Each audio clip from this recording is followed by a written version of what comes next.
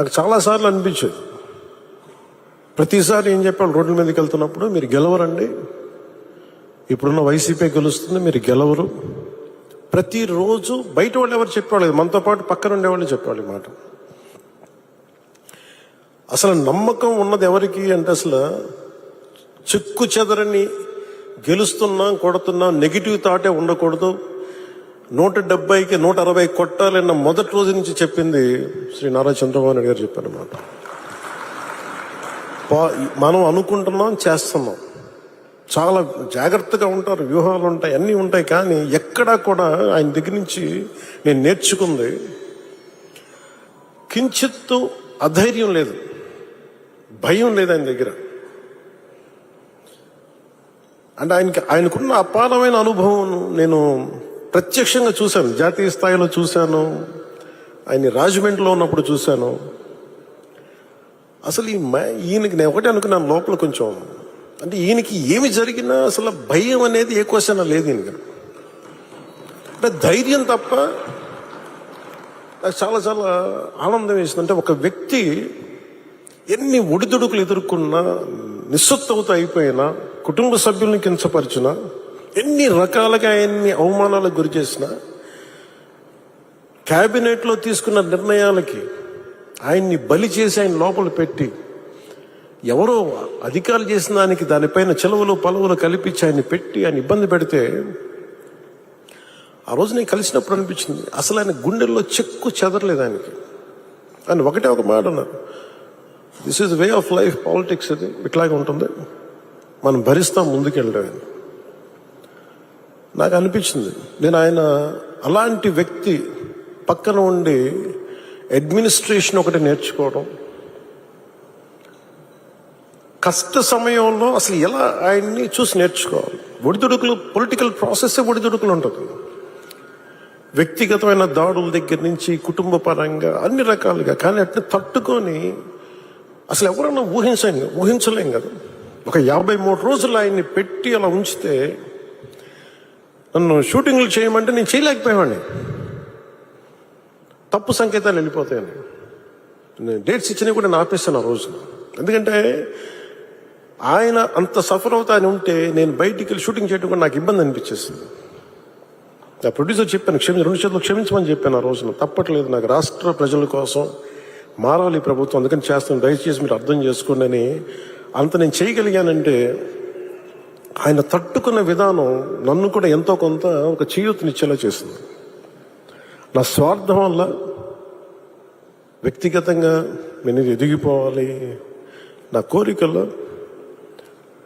రాష్ట్రం విభజన జరిగినప్పటి నుంచి ఈ రోజుకి మనం నలిగిపోతా ఉన్నాం.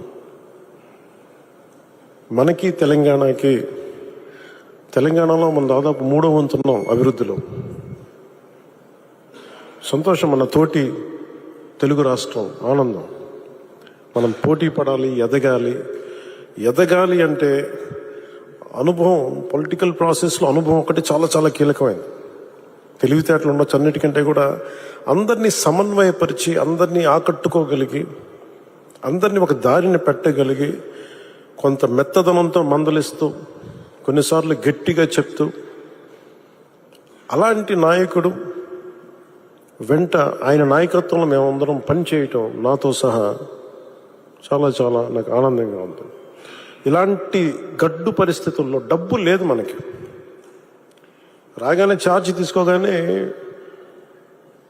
ఇవన్నీ ప్రోటోకాల్స్ ఉంటాయి, కానీ లోపల ప్రోటోకాల్స్ దగ్గర డబ్బులు లేవు లోపల.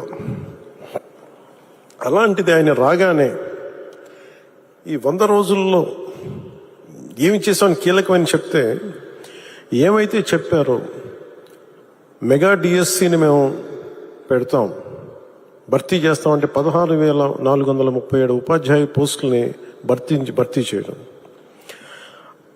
చాలాసార్లు పెన్షన్ గురించి మేము మాట్లాడుకుంటా ఉంటే చాలాసార్లు దీంట్లో నేను పెన్షన్ బాగా ఎక్కువ చేద్దామని అనుకుంటే, ఎలా సార్ పాసిబిలిటీ అంటే, కష్టంగా ఉంటుంది కానీ మనం పెంచాలి. ఆయనకున్న ఆకాంక్ష కూడా ఏంటంటే, సంపద కొద్ది మంది దగ్గర ఉండిపోకూడదు, అవి తిరుగుబాట్లు వస్తాయి. ఈ రోజున ఆయన నాయకత్వంలో ఈరోజు పొద్దున క్యాబినెట్ మీటింగ్లో మాట్లాడుకున్నప్పుడు కూడా ఎంటర్ప్రెన్యూర్షిప్కి ఒక 100 కోట్లు మూలధనం ఒక కార్పొరేషన్లో పెడితే మైక్రో మన చిన్నపాటి పరిశ్రమలకి, ఔత్సాహికులకి, పారిశ్రామికవేత్తలకి అండగా ఉండటానికి ఒక 100 కోట్లు మూలధనం పెడితే దాన్ని 5,000 కోట్ల వరకు తీసుకురావచ్చు. అలాగే 500 కోట్లు పెడితే దాన్ని 20,000 దాకా తీసుకెళ్లొచ్చు అనే ఈ రోజు నా ప్రతిపాదన చాలా అద్భుతంగా ఉంది. ఇవన్నీ చెయ్యాలి అంటే ఈ రాష్ట్రాన్ని, ఉమ్మడి రాష్ట్రాన్ని దిశానిర్దేశాన్ని మార్చిన వ్యక్తి, మైక్రో మన ఈ విపరీతం బలమైన సంస్కరణలు తీసుకొచ్చిన వ్యక్తి, SEZs ద్వారా కానీ అభివృద్ధి కానీ, అలాగే మన ఇజ్రాయలీకి సంబంధించి ఈ మైక్రో ఇరిగేషన్ ఇలాంటివన్నీ మొట్టమొదటి తీసుకొచ్చిన వ్యక్తి. చాలా సింపుల్గా ఉంటాయి. ఇంకుడు గుంతలు అంటే అది చూడటం చాలా మందికి ఆ టైంలో హాస్యాస్పదం, ఏంటి గుంతలు తవ్వుకోవడం ఏంటని. ఆయన దార్శనికులు, ఆయన హెడ్ చూడగలరు.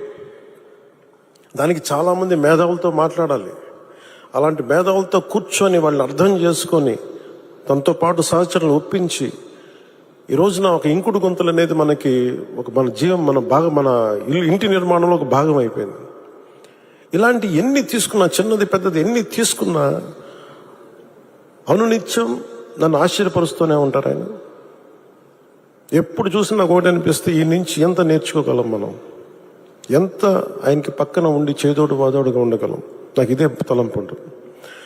అలాంటి పెన్షన్లు కూడా ఎలా పెంచగలం అంటే, మనం పెంచుదాం, నాకు ఒక అవగాహన ఉంది. అది అడ్మినిస్ట్రేషన్లో కాకలు తీరిపోయి మునిగి తేలిన వ్యక్తికి అర్థమవుతుంది. మంచి మనసు ఉండొచ్చు, చెయ్యాలన్న తపన ఉండొచ్చేమో, కానీ దానికి తగ్గ అవసరమైన ప్రతిభ లేనప్పుడు, అనుభవం లేనప్పుడు, మనుషుల్ని కలుపుకెళ్ళగలిగే సమర్థత లేనప్పుడు అది ఎవరి వల్ల కష్టం అవుతుంది. అలాంటిది ఆయన అద్భుతంగా 4,000 ఇవ్వడం ఒకటైతే, మొదటి నెల ఒక్కొక్కరికి 7,000 చొప్పున ఒకటే రోజున 65.18 లక్షల మందికి, అది కూడా ఇంటింటికి వెళ్ళి 4,400 కోట్ల రూపాయలని పంపిణీ చేపట్టడం, చేతికి డబ్బులు ఇవ్వడం, దేశంలోనే సంక్షేమంలో ఇది ఒక తిరుగులేని చరిత్ర. మనస్ఫూర్తిగా గౌరవ ముఖ్యమంత్రి గారికి ధన్యవాదాలు తెలుపుతున్నాను. గత ప్రభుత్వంలో ఉద్యోగులకు జీతాలు వచ్చాయి, నెలకి జీతాలు వచ్చాయి కాదు. వాళ్ళు PDF వాళ్ళ ప్రావిడెంట్ ఫండ్ డబ్బులు కూడా తీసేవాళ్ళు. అలాంటిది వాళ్ళకి మొదట నెలకి 1వ తారీఖున ఉద్యోగాల జీతాలు అందుతున్నాయి. 1674.47 లక్షల కోట్ల ధాన్యాన్ని కొనుగోలు, ఆ బకాయిల్ని చెల్లించి అన్నం పెట్టి అన్నదాతని ఆదుకున్నారు. స్థానిక సంస్థలకి, పంచాయతీ సంస్థలకి అసలు డబ్బులు లేవు. అధికారులు యంత్రాంగాన్ని రివ్యూ మీటింగ్స్లో చేస్తున్నప్పుడు అడిగితే డబ్బులు రావాలి, ఏం చేయాలో తెలియట్లేదు అనే స్థాయి నుంచి ఆయనకి ఒకసారి నేను తెలియజేసుకున్నాను, ఇట్లా డబ్బులు కొంచెం ఒక రోజు సమయం ఇవ్వండి అని చెప్పి స్థానిక సంస్థలకి ఆయన 1,452 కోట్లు ఇచ్చి నిర్జీవం అయిపోతున్న పంచాయతీలకి, నీరసపడిపోతున్న పంచాయతీలకి తిరిగి ప్రాణం పోశారు చంద్రబాబు గారు. 1,452 కోట్ల రూపాయలు ఇచ్చి పేదల కోసం రాష్ట్ర వ్యాప్తంగా ఈ అన్నా క్యాంటీన్లు ప్రారంభించడం. నేను ఎప్పుడు అన్నా క్యాంటీన్లు తెలుసు కానీ, చూసేవాడిని కానీ, ప్రత్యక్షంగా వెళ్ళే నాకు ఇది ఉండదు. సో ఈ రోడ్లో వస్తున్నప్పుడు పొద్దున్నే ఒక రోజున ఎయిర్పోర్ట్కి వెళ్తా ఉంటే అన్నా క్యాంటీన్లు ప్రారంభించిన 3వ రోజు 4వ రోజు చాలామంది లారీ డ్రైవర్స్, ఈ మన బేల్దారి పనిచేసే కార్మికులు, డ్రైవర్స్ అందరూ, ఆటో డ్రైవర్స్ అందరూ కూర్చోబెట్టి లైన్లో ఉన్నారు. ఏంటి ఇంతమంది లైన్లో ఉన్నారంటే, ఆ పొద్దున్నే ఆ పలహారం తింటాను. నాకు అనిపించింది, గత ప్రభుత్వం ఎలా వదిలేసింది అని చెప్పి. అన్నా క్యాంటీన్ని ఆయన ఎన్టీ రామారావు గారి పేరు మీద అన్నా క్యాంటీన్ ఎలా మూసేయాలనిపించింది. 10 మందికి అన్నం పెట్టేది, అది 10 మంది ఆకలి తీర్చేది. ఎలా తీసేసారు నాకు అర్థం కాదు. అలాంటిది అంతమంది లైన్లో ఉండి నిలబడి చూస్తూ ఉంటే నా కడుపు తరుక్కుపోయింది. నిజంగా తిరిగి అన్నా క్యాంటీన్ని ఆరంభించి కార్మికుల తాలూకా క్షుద్బాధని తీర్చిన చంద్రబాబు గారికి మనస్ఫూర్తిగా ధన్యవాదాలు తెలుపుకుంటాను.